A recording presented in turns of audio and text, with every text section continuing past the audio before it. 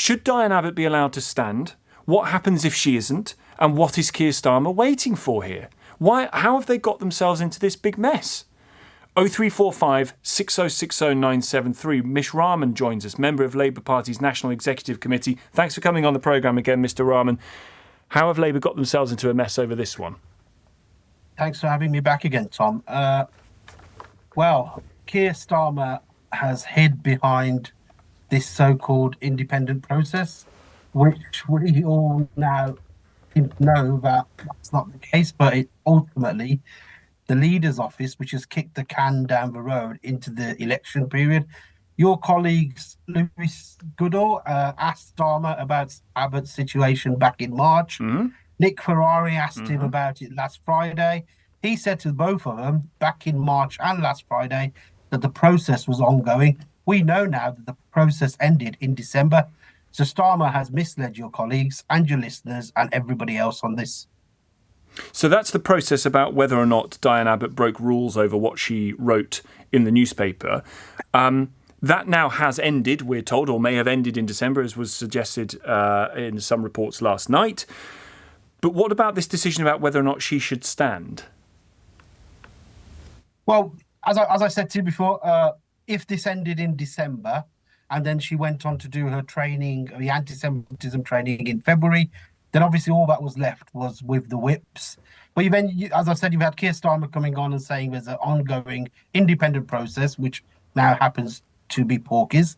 And then you've got Starmer sycophants in the shadow cabinet who come on your radio stations and television studios saying that they're happy to welcome a far-right Tory like Natalie Elphicke, but not say whether they want the first black woman MP, a Labour MP since 1987, as a candidate in the next election. Well, the reason that is because she's not in their faction.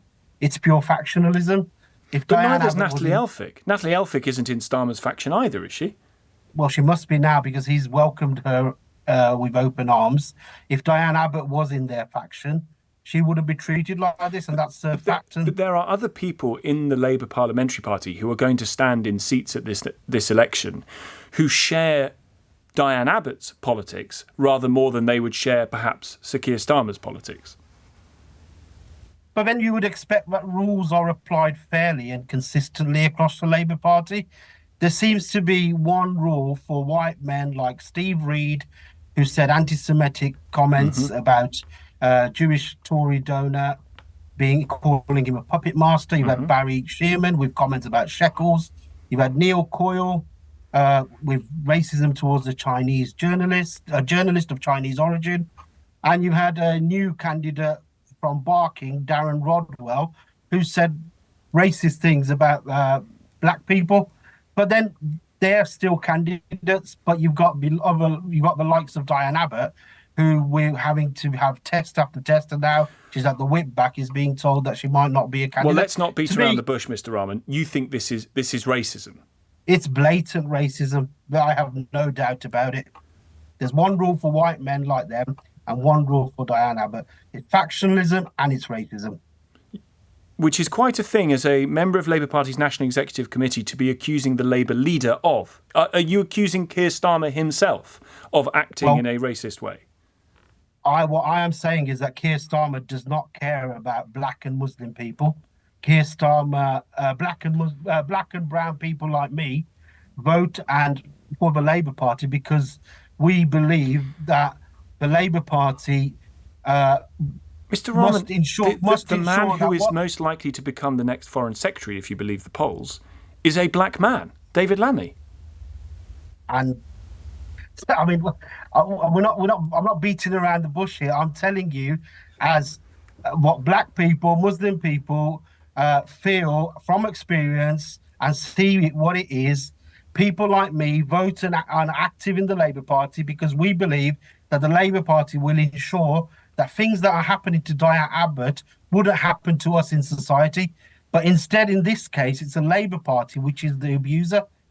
And the party has gone on. If he really didn't care about black people, as you've just suggested, or the Labour leadership didn't care about, how is David Lammy on the front bench with Sir Keir Starmer every week? How is he in such a high position if they don't care about black people? Why is it that this kind of case is prevalent with women of colour who come on and say, like Diane Abbott, like Apsana Begum, like Zara Sultana, say that this is what they face, and in the Labour Party, where they face this Islamophobia, where they face this kind of constant barrage from and not lack of support from the Labour leadership. I mean, you can give me an example, but I mean, I strongly believe that the Tory party has racist policies and carries on, but they've also got the most diverse set of individuals on their front bench. It doesn't stop them from being from carrying out racist policies. Well, what does that say? Hang on a sec. What does that say about David Lammy then?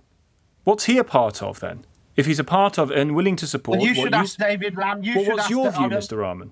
Well, I can't speak for David Lammy. I have said to you before that you have Starmer sycophants in the shadow cabinet who are happy to welcome Natalie Elphicke. But you think David Lammy is willing to overlook the racism you say exists in the Labour Party in order to keep his position? Is that what you're suggesting? No, I'm not saying that. I'm not saying anything about what David Lammy is or isn't doing. What I am saying is that people in the shadow cabinet, and David Lammy is in the shadow cabinet, are happy to come on your TV stations and radio stations and welcome people like Natalie Elphicke, but not put their neck on the line to say that Diane Abbott should be standing as a candidate in the Labour Party. Now, you make what you can of that, as you will, but I'm not going to play your game about what David Lammy should. It's not my game, Mr. Rahman. You came on to suggest that this was racist. You came on to suggest that this was racist, that this was motivated by racism at the top of the Labour Party, including the leader's office. I am merely suggesting that is a very, very big and substantial allegation to make about somebody, to say that they are racist. Rules are not applied fairly and consistently across the Labour Party, where you have white men like Steve Reid, Barry Shearman, Neil Coyle, Darren Rodwell, who say racist things and are not suspended. Well, Neil Coyle was, but let back in and allowed to stand. Whereas Diane Abbott did say something which was anti-Semitic, has apologised, served her 13 months of suspension, and still not being allowed to stand. Well, we don't know that yet. No decision's been made, we're told. But we'll know when the NEC does do that or not. But what we do know is that the treatment of Diane Abbott is very different to the treatment of Steve Reid, Barry Shearman, Darren Rodwell. If the NEC don't do that, if they don't allow Diane Abbott to stand, would you resign?